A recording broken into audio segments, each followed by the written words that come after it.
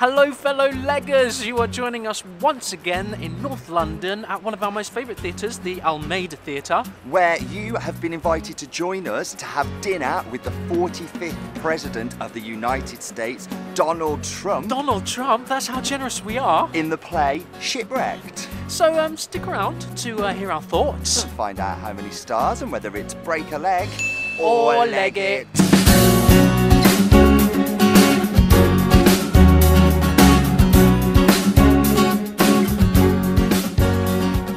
Yes, ladies and gentlemen, fellow leggers, we are here seeing Shipwrecked. I'm saying this very profoundly because we are actually seeing it this time. It is our second attempt.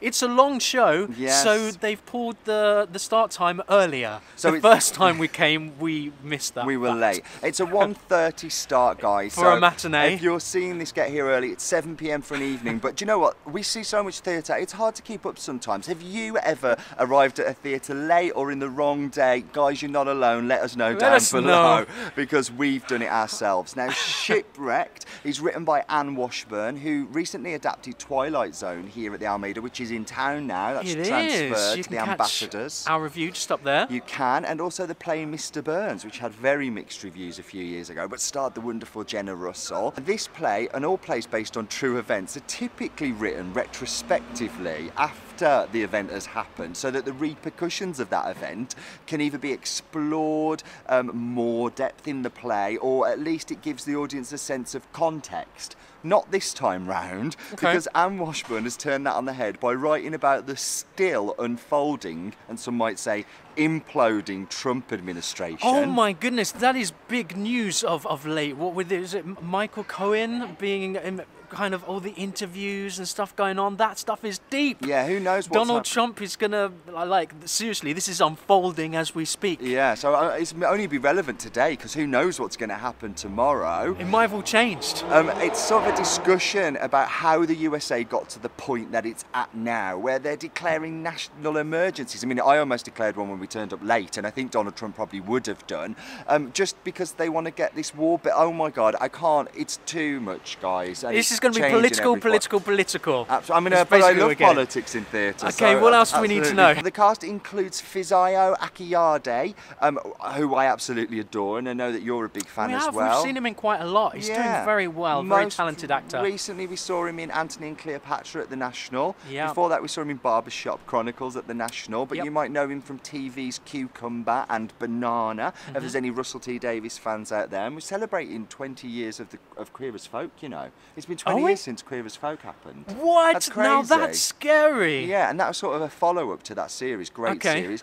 Directed by the Almeida artistic director Rupert Goold. Great. And sound by Paul Arditi. You know how much we love him on sound as well. We do. Runtime, it's a long one, guys. It's around 3 hours, including the interval. So for a play, that's pretty lengthy. But there is an interval, so stick around till then, and we'll let you know what our thoughts are at that point. And also stick around to the end to hear our thoughts of the whole piece and to find out how many stars. We've come to the interval of Shipwreck, which means it is time for the Break-a-Leggers 30-second interval breakdown. Go! What do you think so far? Start with you. Well, as always, some very committed performances. It's enjoyable seeing the cast. It's nice sitting on the very front row to see those performances up close. That's about it. How about you? Yeah, I don't think it knows what it is. I don't think it knows what it's trying to say. I think the cast members are doing the best with the text that they have, and I'm enjoying the experience, but this isn't a play that I would ever want to see again. And that's...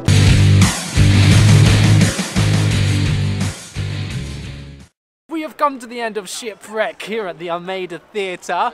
We have. So, what did you make of that 3 hour, was it 3 hours and 10 minutes with the interval? Yeah, I think? well, they told us sitting down it was 3 hours, including the interval, but it probably ran a little bit over that, I would say. And we always start with me, and then I get the first say, and then I feel like there's nothing left for you, so go for it. Knock yourself out. Well, you usually have plenty to say, enough for everybody. Where to start, fellow leggers? There were moments in the second act that I actually enjoyed.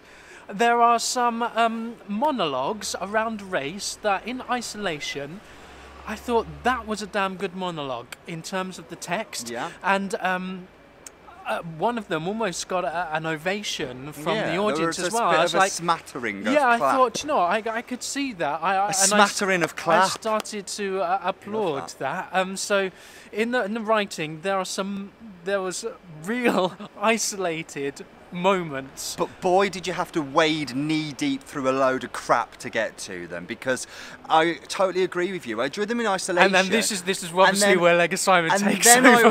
This is why I usually I was listening to these monologues. So much me go first. And I was thinking to myself, well, when it got started, I thought, okay, this is interesting, this is good. And then by the end of it, I was just scratching my head thinking, what the hell has this got to do with anything? How is this relevant to the piece that we're watching right now in any way? And I had this overwhelming in my mind, the saying that the line between genius and insanity is very fine. And I think Washburn has just fallen over that line in the writing, because it's absolutely stark raving mad with no sense of kind of purpose or consistency, or oh my god, I have no idea. But anyway, back to you, I'm done. I mean, you talk about insanity, it made sense. The last 2 minutes ties it all together. Does it? Yeah, I was thinking right up until then, who the hell are these? Who are these people? What the hell? Why are they meeting? What's going on? And it's all his imagination.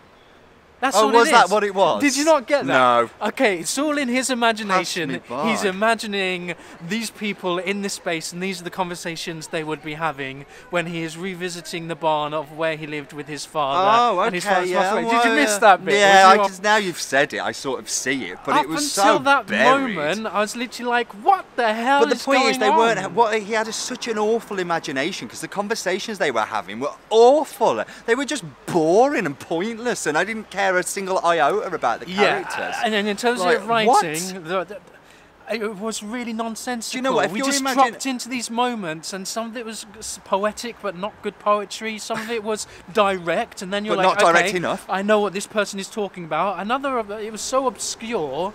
It was obscure, like, that is the greatest word. Know. It's completely ambiguous and totally obscure. Now, really interesting moments, almost touching on Donald Trump being kind of like this satanic cultish figure. Yes. Which visually was really interesting. And the actor who played that part, with dancing between being this real demonic character and then touching into suddenly being Donald Trump. Yes. Almost mimicking, was quite clever and find quite nice. His name. But really freaking weird. His name is Elliot Cowan.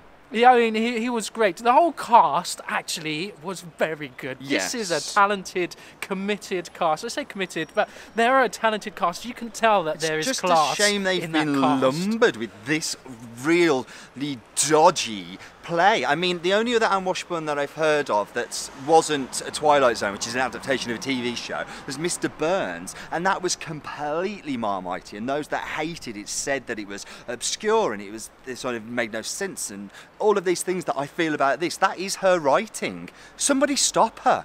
Grab the pen, please. Now, unfortunately, I've got a feeling that it wasn't just us that felt that, because there were empty seats come the return back into the second act. From the interval, yes. A lot of people did not return, and those people that did return were less than enthusiastic in the majority of cases. In fact, I heard somebody in the toilet say that he thought that the title of the play was the most apt thing about the whole thing.